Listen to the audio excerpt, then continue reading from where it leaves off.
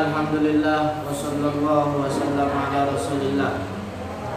Allahumma la sahla illa ma ja'altahu sahla, wa anta taj'alul hazna idha syi'ta sahla. Allahumma 'allimna ma yanfa'una wanfa'na bima 'allamtana wa zidna 'ilma wa na'udzu bika min hadhihi nar. Allah ta'ala. Qala al-mu'allif rahimahullah, faslun. Wa min ma'asil qalbi, kita sampai kepada maksiat hati. Kemarin sudah kita jelaskan tentang kewajiban hati. Sekarang kita akan menjelaskan tentang maksiat hati. Wa min ma'asil qalbi ar-riya. Di antara maksiat hati adalah perbuatan riya. Bi amalil birri, kita melakukan perbuatan baik, ayil hasanat, perbuatan baik. Wa huwal amalu li ajlin nas, yaitu beramal tujuannya karena manusia. Ail yamdahuhu, ya, tujuannya agar manusia memuji dirinya. Wa yuhbitu sawabaha, dan perbuatan riya menghilangkan pahala perbuatan atau pahala kebaikan. Wa huwa minal kabair, dan riya adalah merupakan perbuatan dosa besar. Semoga Allah jaga kita dari perbuatan. Artinya apa? Yaitu berbuat baik, berbuat taat, melakukan amal soleh, tapi tujuannya agar dipuji oleh manusia, agar manusia memandang dirinya dengan pandangan hormat. Contohnya ketika melakukan puasa, ketika melakukan sholat, ketika baca Al-Quran, ketika melakukan sedekah orang-orang zaman sekarang selfie sambil ngasih bonus, sambil bagi-bagi sembako,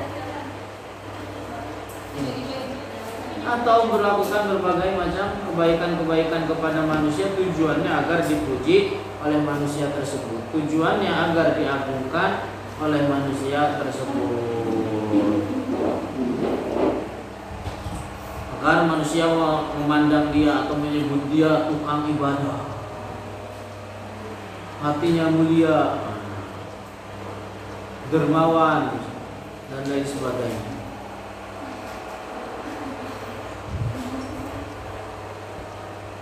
Kalau lebih dari itu, seperti orang bertujuan melakukan amal baik agar mendapatkan pemberian dari orang lain, itu lebih parah. Jadi sekedar ya. Misalkan orang melakukan amal soleh, tujuannya apa? Agar orang dirinya atau agar dirinya ini dipandang soleh, dipandang baik, sehingga apa? Orang-orang datang memberikan pemberian, memberikan hadiah-hadiah kepada dirinya. Itu lebih parah daripada yang tadi pertama kita jelaskan. Bahkan ini termasuk contoh dari memakan harta manusia dengan jalan batil. Atau misalkan agar dirinya banyak dikunjungi orang, banyak tamu datang ke rumahnya misalnya.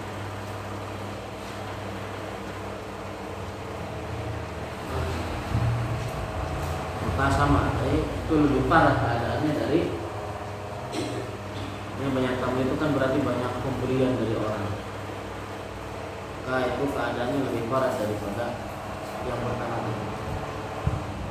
Contoh macam riya lainnya adalah ketika suami melakukan amal baik atau melakukan kebaikan terhadap istri, atau sebaliknya istri melakukan kebaikan terhadap suami, tapi tujuannya agar dipuji oleh manusia. Sama, itu juga macam dari bentuk perbuatan riya.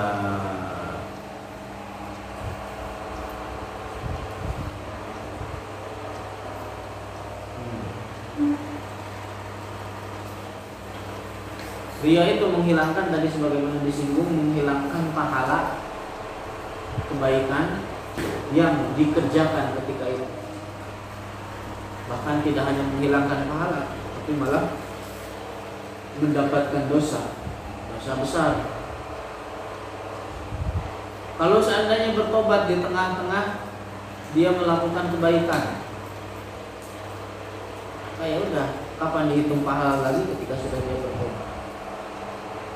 Misalkan melakukan kebaikan di tengah-tengah perbuatan atau di tengah-tengah ketika dia melakukan kebaikan tersebut terjatuh dalam ria, karena misalkan ada kekasihnya dia lewat, bukan kekasih, gebetannya, akhirnya apa? Agar tergelincir dia, agar mendapatkan pujian dari dia, atau gurunya, atau orang yang dia kagumi. Jadi ketika itu dia tersadar kembali memurnikan hatinya. Nah disitulah baru dia kembali pahala apa dari yang dia kerjakan dari kebaikan tersebut. Karena ria dan pahala itu tidak bersambung, tidak bersatu. Suatu ketika datang seorang laki-laki kepada Rasulullah. Kemudian laki-laki tersebut mengatakan, "Wahai Rasulullah, apakah Anda melihat seseorang yang berperang di jalan Allah melawan orang-orang kafir, tujuannya agar mendapatkan pahala dan agar disebut-sebut orang banyak?" Kemudian Rasulullah mengatakan, "La ajra lahu." Orang yang seperti itu enggak ada pahalanya. Dalam riwayat lain, "La syai'a lahu." Orang tersebut tidak mendapatkan apapun. 3 kali Rasulullah mengatakan itu. La syai'a lah, la syai'a lah, la syai'a lah. Kemudian Rasulullah mengatakan, sesungguhnya Allah tidak menerima suatu amal kecuali orang tersebut ikhlas, hanya mengharapkan ridho, ganjaran, pahala dari Allah. Terus, walau ujbu bi ta'atillah. Kemudian maksiat hati yang selanjutnya adalah ujub di dalam ketaatan terhadap Allah.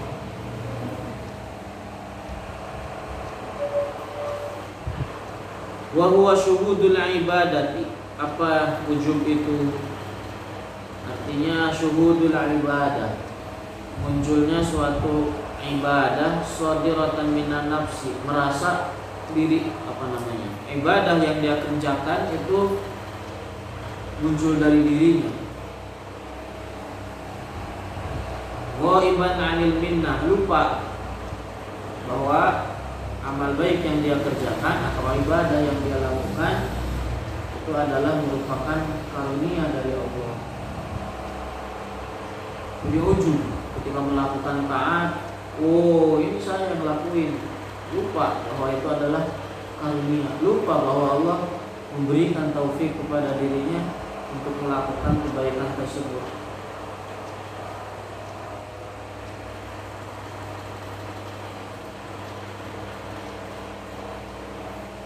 Lalai dia, lupa, lalai dari mengingat bahwa itu adalah nikmat dari Allah kepadanya.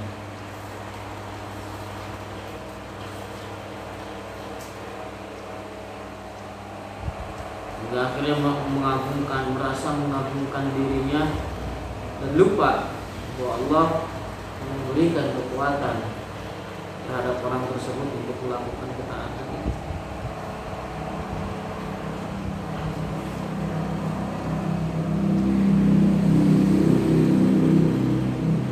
Terus wasyakku fillah. Kemudian di antara maksiat hati selanjutnya adalah asyakku fillah, ragu-ragu di dalam keberadaan Allah. Jadi nih perhatikan, di dalam maksiat hati ini terbagi ke dalam 2 secara garis besar. Ada yang mengeluarkan seseorang dari agama Islam, ada yang hanya sampai kepada batas maksiat. Ini yang tidak jatuh dalam perbuatan kufur, perbuatan ridha, tidak jatuh terhadap ridha. Nah, ini contoh dari macam perbuatan maksiat yang juga mengeluarkan seseorang dari agama Islam, menjatuhkan dia ke dalam ridha. Ragu-ragu tentang keberadaan Allah, ragu-ragu tentang sifat kudrah Allah, ragu-ragu tentang sifat wahdaniyatnya Allah. Jadi ragu-ragu di dalam hal yang seperti ini itu membahayakan terhadap akidah. Ragu-ragu berbeda kalau sekedar lintasan doang, beda kan? Sekedar lintasan dengan ragu-ragu. Kalau lintasan itu harus ditolak. Kalau ragu-ragu itu sudah lebih dari sekedar fakir atau lintasan. Innamal mu'minuna alladzina amanu billahi wa rasulihi tsumma lam yartabu. Dimana sudah dihafal tapi terlupakan.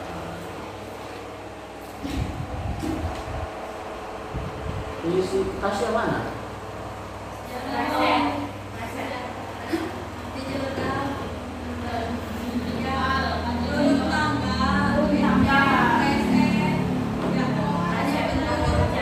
Terus?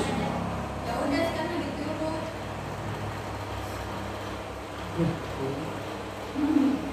Mana?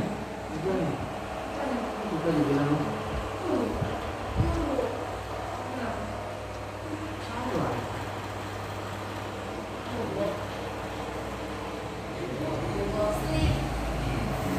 Terus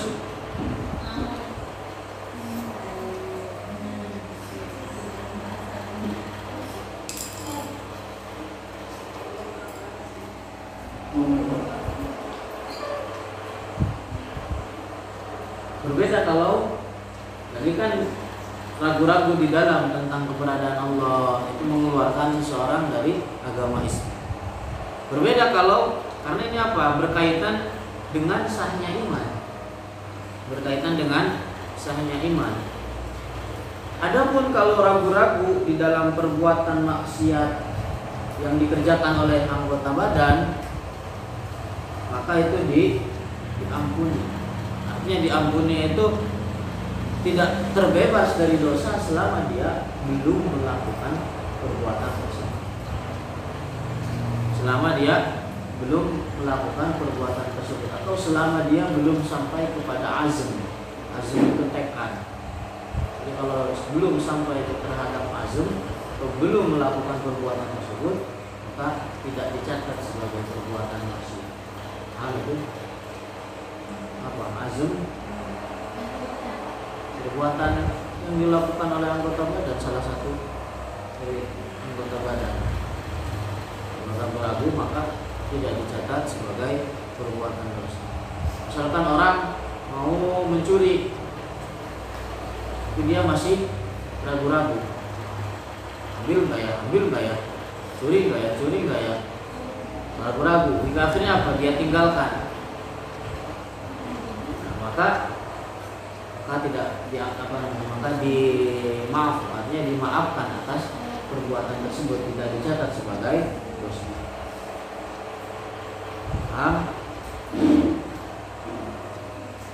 Terus adapun azm tadi yang tekad itu sudah bertekad di dalam dirinya untuk mencuri. Itu bedanya. Azm artinya apa? Dia sudah bertekad keluar dari rumahnya misalkan untuk membunuh si pelaku. Dia itu maksiat, membunuhnya juga maksiat.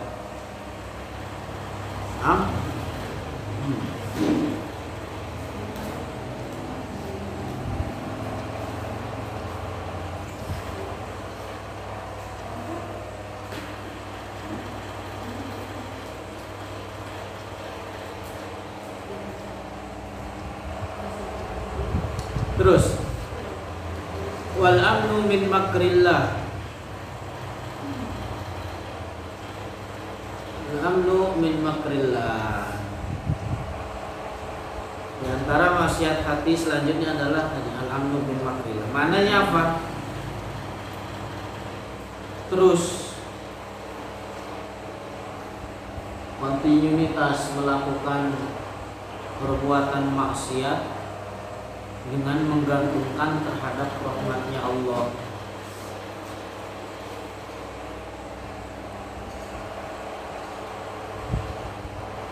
Jadi dia apa? Terus saja kontinuitas melakukan maksiat. Dalam hati nanti juga Allah mengampuni saya. Dia mengatakan demikian. Itu namanya al-amnu min makrillah. Paham? Ini tafsiran menurut mazhab Syafi'i. Jadi mazhab Syafi'i menafsirkan al-amnu min makrillah seperti yang tadi telah dijelaskan. Adapun makna al-qunutu min rahmatillah, wal qunutu min rahmatillah. Qunut min rahmatillah maknanya seorang hamba berprasangka buruk terhadap Allah.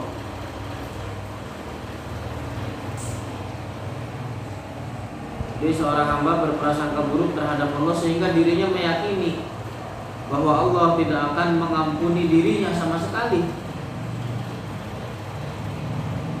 Bahwa meyakini dirinya pasti disiksa atas perbuatan maksiat yang dia lakukan. Artinya karena dia memandang dirinya terlalu banyak dosa, hingga akhirnya apa? Timbul dalam dirinya prasangka buruk terhadap Allah, meyakini bahwa Allah tidak akan mengampuninya sama sekali. Itu yang disebut dengan al-qunut min rahmatillah.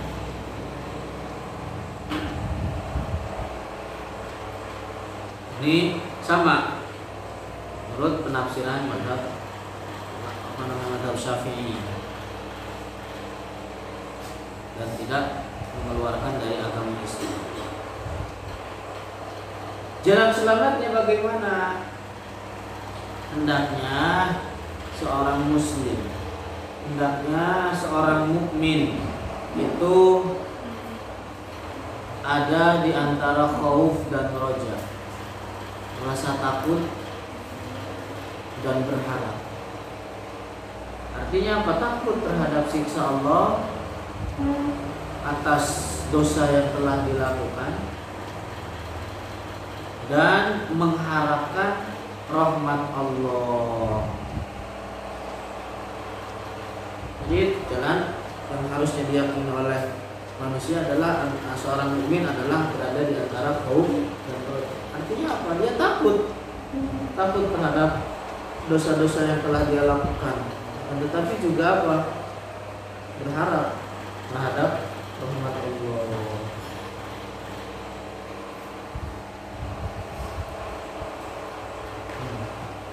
Wa takabburu ala ibadihi. Selanjutnya adalah sombong terhadap hamba Allah.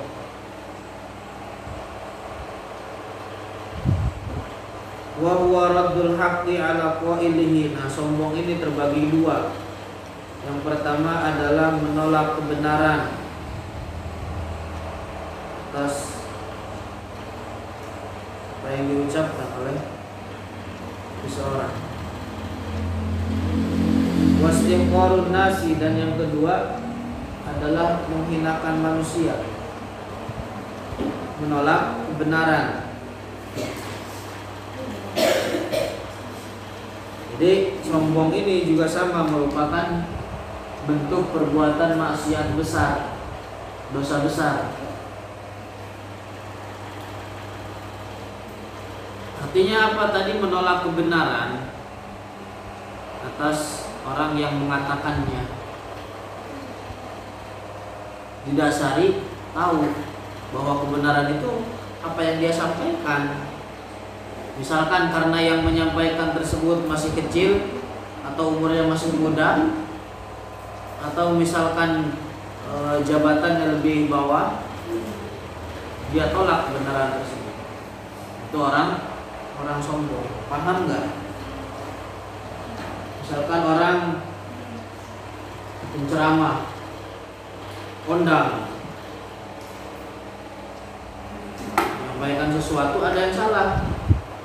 Hadirin ada yang ngacung. Ustaz salah, bukan begitu. Yang benar begini.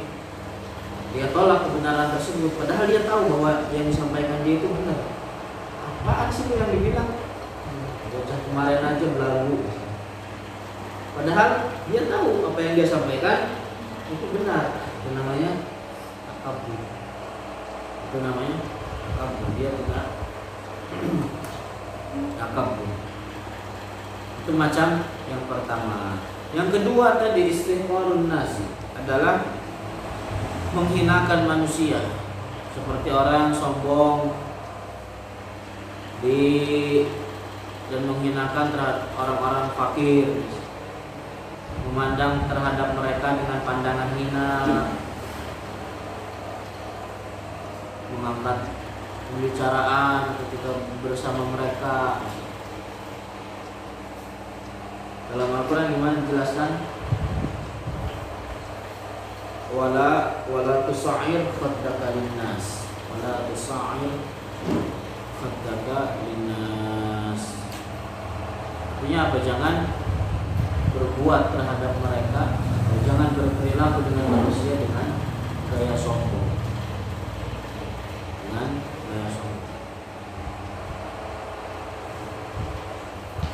Terus wal hiqdu, kemudian al hiqdu, dengki. Ya, ada dengki. Ini dengki. Wa huwa idmarul adawati, yaitu memendam permusuhan.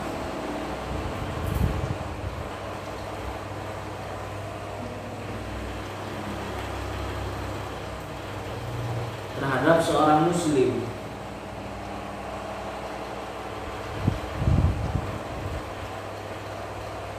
Idza amila bimuqtadahu, ketika dia melakukan apa?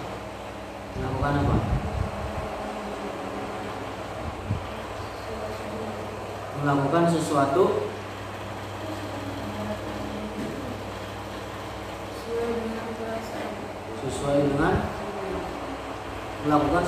sesuai dengan apa?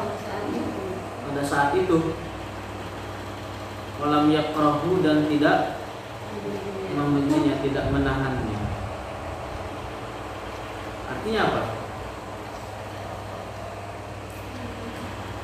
Contohnya,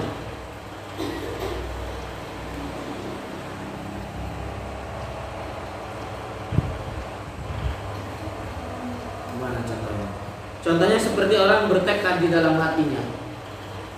Bertekad di dalam hatinya untuk menyakiti seorang muslim, atau ya menyakiti dengan perbuatan, atau menyakiti seorang muslim dengan perkataan yang menyakitkan.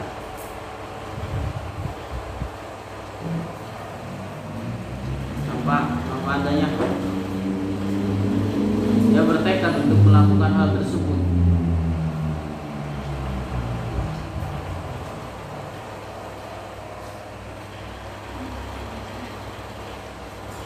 Misalkan di dalam dirinya bertekad, saya akan melakukan sesuatu dengan sebulan, melakukan ini, yang dimana terdapat sesuatu yang membahayakan bagi orang tersebut.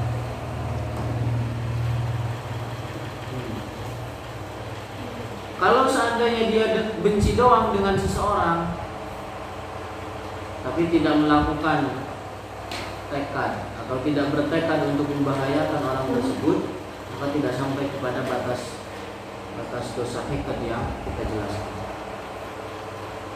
Misalkan orang, saya geluh sama si fulan, besok kalau ketemu saya maki-maki, misalkan. Nah itu masuk terhadap hikad.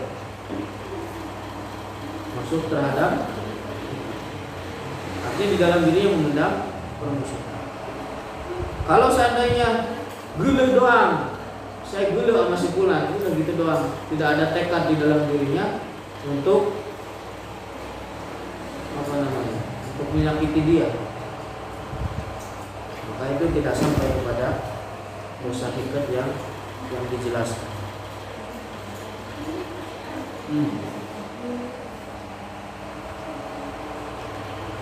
Wal hasadu, selanjutnya adalah al hasad, iri.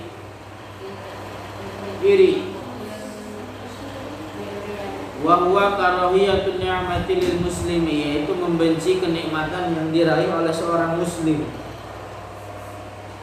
Wastisqaluha, dan dirinya merasa berat. Aduh, maneh deui menangnya.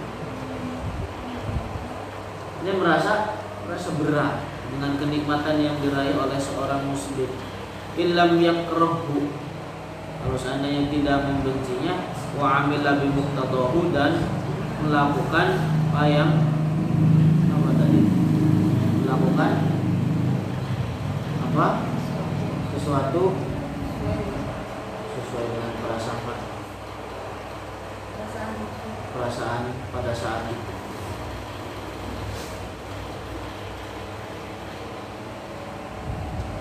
Artinya apa? Nih, yang jatuh terhadap hasud, artinya sampai kepada batas dosa, adalah iri.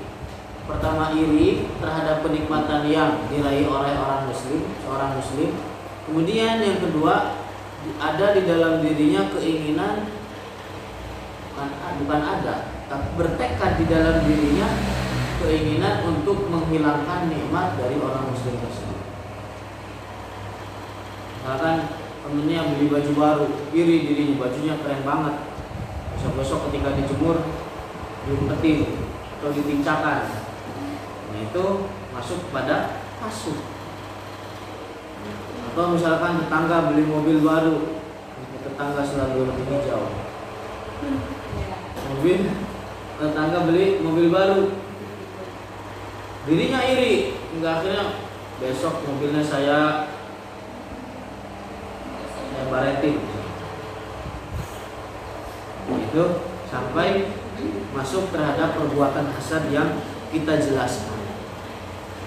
Kalau seandainya iri doang di dalam hati, tapi dia tidak ingin tidak bertekad di dalam hatinya berusaha untuk menghilangkan kenikmatan yang diraih orang tersebut, maka disitu tidak atau belum sampai kepada batas dosa.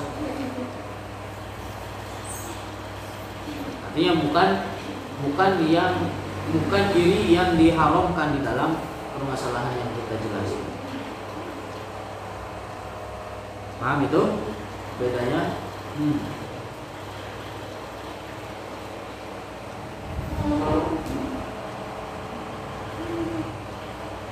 Misalnya istrinya cantik banget, ya istri saya tahu, alhamdulillah. Orang diri akhirnya berusaha untuk membahayakan.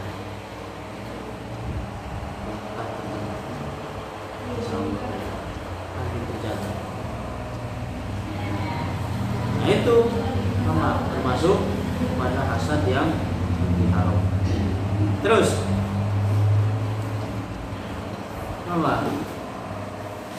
wal mannu bis shadaqah, kemudian selanjutnya mengungkit-ungkit sedekah. Artinya mengungkit-ungkit terhadap mereka yang telah mengambil pemberian dari kita.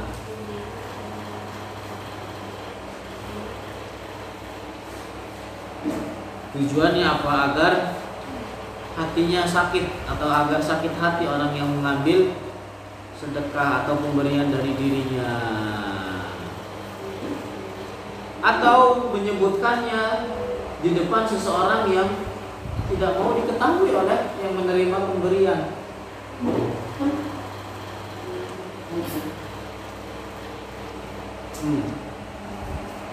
Paham itu?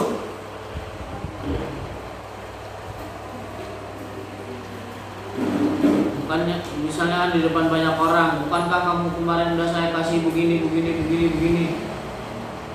Tujuannya apa? Agar sakit hati. Atau menyebutkan sedekah tersebut di hadapan orang yang tidak dia sukai, mengetahui hal itu, dia yang menerima sedekah itu.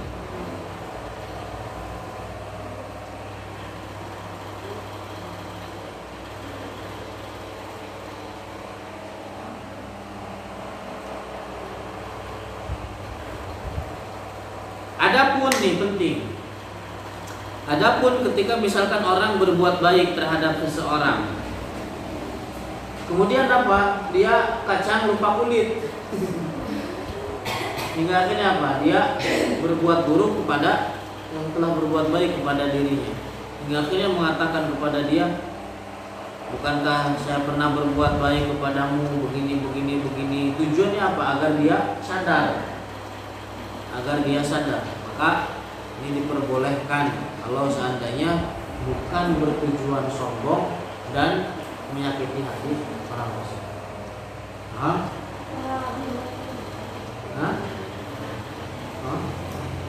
Terus wal israru ala dzanbi, kemudian terus menerus melakukan perbuatan dosa.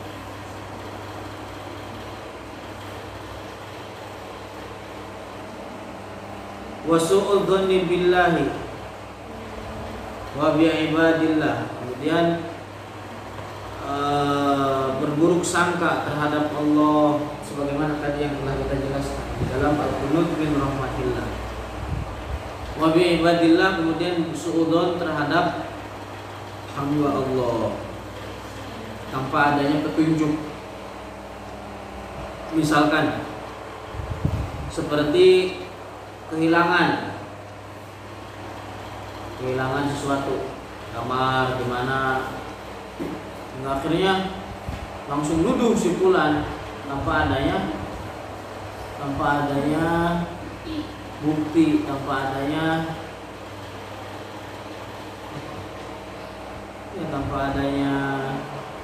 hal yang menunjukkan akan bahwa si fulan lah yang ngambil. Maka itu termasuk bentuk suudzon terhadap hamba Allah. Maka ini tidak boleh. Allahu a'lamu bishawab. Yang ditanyakan paham 100%. Allahu a'lamu bishawab. Itu baru jam 9 ini. Iya. Hah?